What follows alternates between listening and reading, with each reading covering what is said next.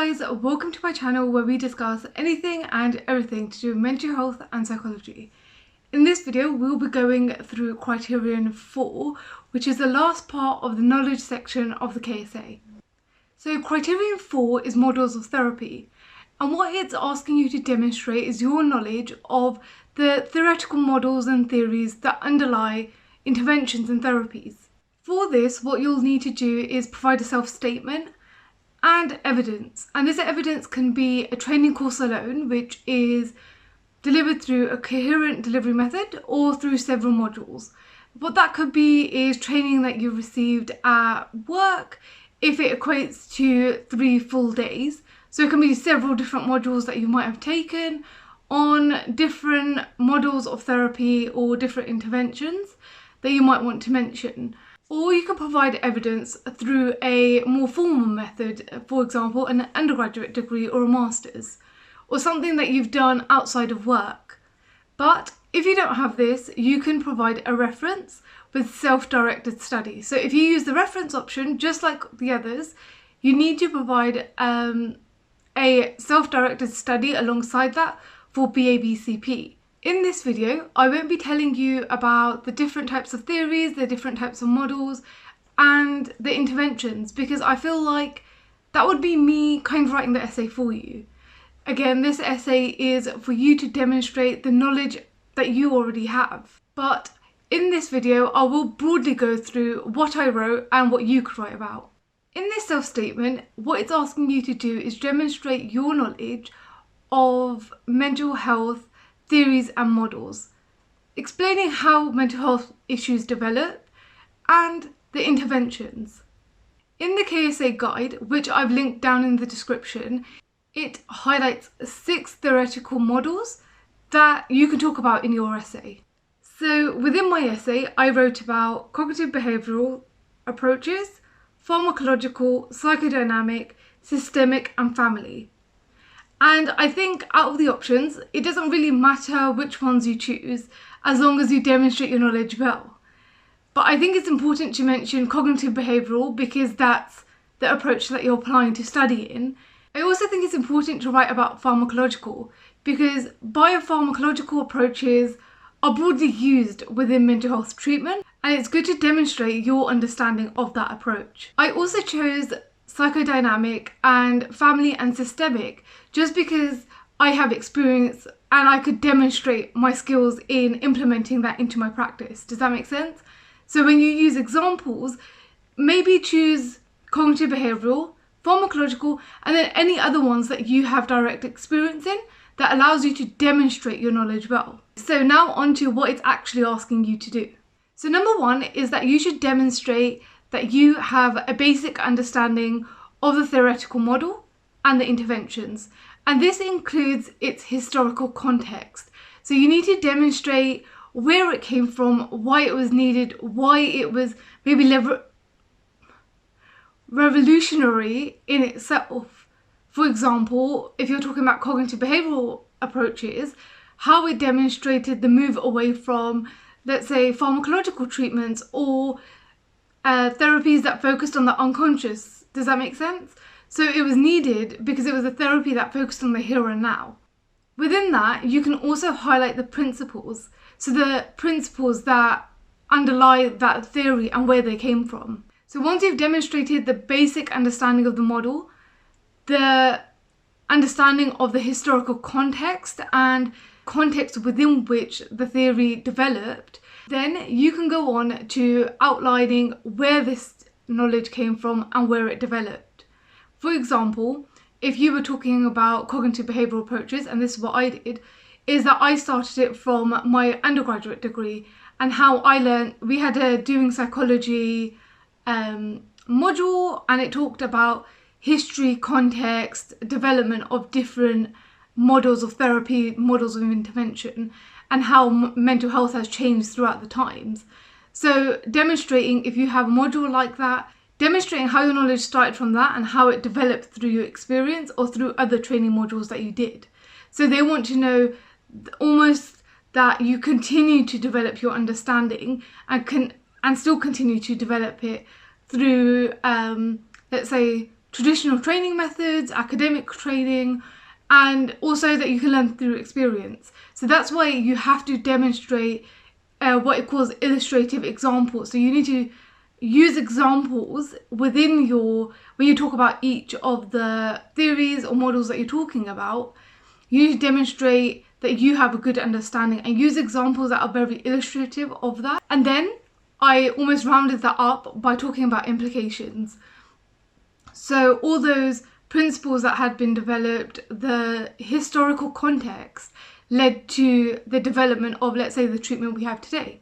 So with cognitive behavioural approaches, that would be the Roth and Pinning competencies. Does that make sense? So I spoke about how it's developed and then how it's developed in present day, but then I also spoke about, let's say, for example, competencies and general guidelines are important, but then there's also need to understand other theoretical models that are outside of cognitive behavioural approaches.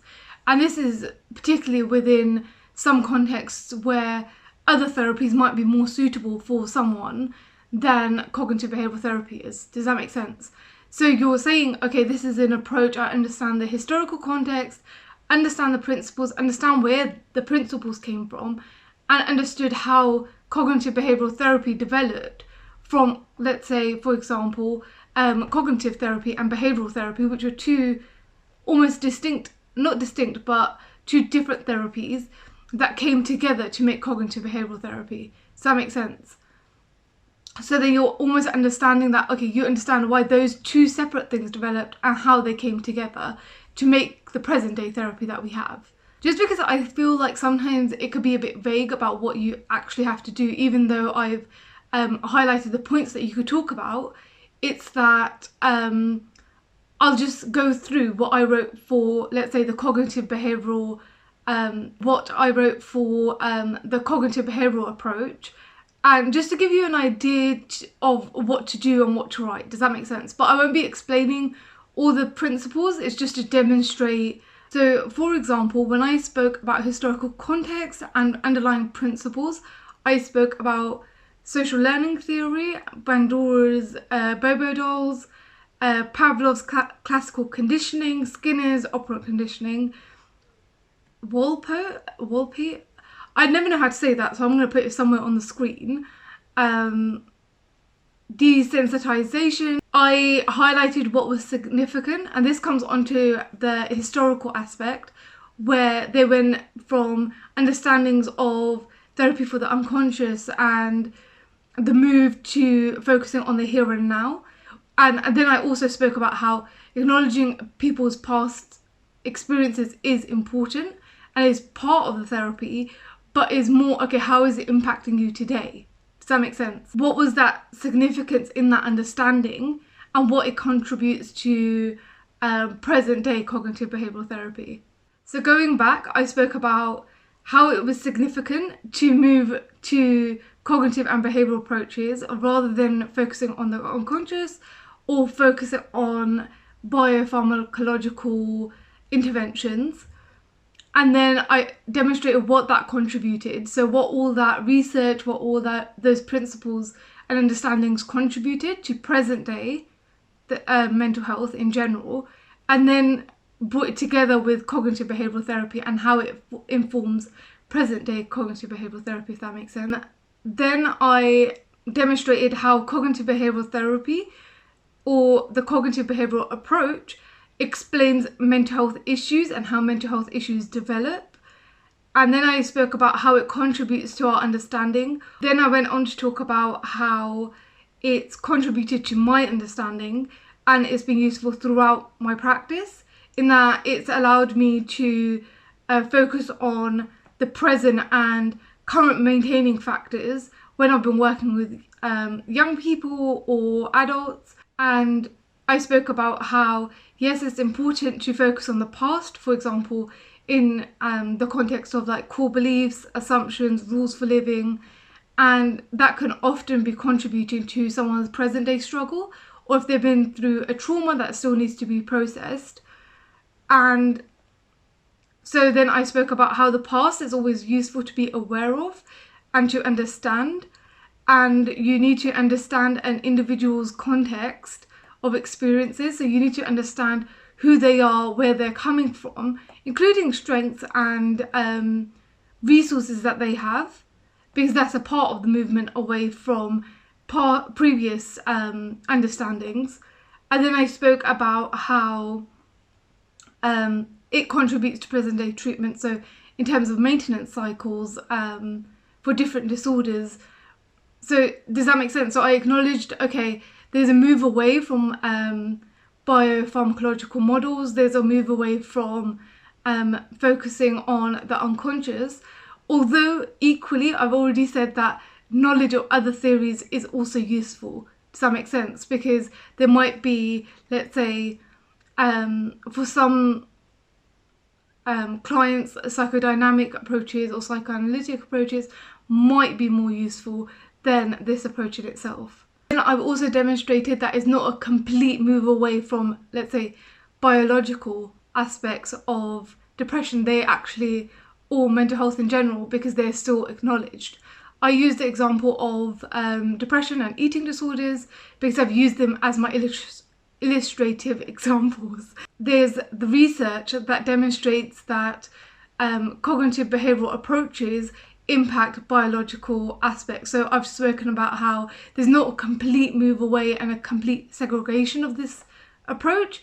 It's still very much within the therapeutic models and within context of acknowledging the other model is not completely separated. Does that make sense? Hopefully that makes sense, and hopefully it's given you some ideas of how to start with the others, just because I don't want everyone to think that the way I've put my knowledge and the way I've put my experiences is the only way to do it. This is just to give you a guide that expands on the KSA guidelines that are already available, to just give you a guide of what to write, how to get started, and general structure. Sometimes getting started is the hardest part. So what I did was a basic understanding of the models, theory it was developed from, underlying principles, historical context. Then I outlined where I got the knowledge from and how it developed. For example, from academic modules, academic learning, to practice and how it's developed throughout. And then I spoke about implications, examples of me understanding this and actually demonstrating that I have an awareness of tools and skills that are cognitive behavioural or whatever approach that you're using. And then I just spoke about that for each one. So I did cognitive behavioural development, I did pharmacological, psychodynamic, systemic, and family. And so for each of them, I did the same thing. Does that make sense? So let's say, for example, for systemic and family, I did the basic understanding, the historical context, implications, outline how I got the knowledge, examples of me understanding the knowledge, and then linking them all together. Because let's say systemic family approaches, sometimes individual therapy is needed alongside. So they're not saying that one is better than the other or they're mutually exclusive. What it's about is demonstrating your understanding of the validity and the need for each of these approaches, but how they can work together. So if you're talking about pharmacological, you might talk about how medication is normally used alongside therapy, and medication can sometimes make therapy more effective. Or when you're talking about therapy, you can demonstrate how you have knowledge of research that demonstrates cognitive behavioural therapy has similar effect sizes to pharmacological treatments, or psychodynamic therapies has been combined with cognitive behavioural approaches in a broad psychotherapy framework. Does that make sense? Or you could talk about systemic and family therapy, how it's usually used like in, what's the word I'm looking for, an integral part of, let's say, child or adolescent therapy, or you know, like just demonstrate your knowledge. And this is just to give you the confidence that you do have the knowledge, you do have the skills. It's just about sometimes you need pointers to help someone like jog that memory or spark that motivation to start writing your KSA. Well, that's what I found anyway, is that once I got started and once I actually started looking at, okay, what experience can I put with this, then it just gave me confidence to be able to do it myself. Does that make sense? So hopefully that helps. If you have any questions, concerns, comments, or anything else that you want to add, please leave it down in the comments, because I know I get a lot of the same comments or questions from people, but it's always nice to have it down in the comments, so because most likely someone else is thinking it too. So just have it down in the comments, and then if anyone else is looking for those answers, looking or wanting to ask those questions, they've already got the answer down below. So yeah, just make it like a little Q&A section, just so it helps anyone, even if a few years from now they find this video and they're doing the KSA, then they have that Q&A section there. Does that make sense? So yeah. So hopefully you found the content of this video useful, and I really did debate whether I wanted to go through all the content of what I wrote in mine, but I feel like it will give you more confidence in your own practice if you wrote it yourself, because if I feel like if I gave you pointers, you'll feel like I wrote some of it for you. Does that make sense? So this is just to give you an outline that you can use to almost implement your own knowledge into that. Does that make sense? So hopefully you found this useful. Yeah, so I guess that's it for the video, guys, and I shall see you in the next one.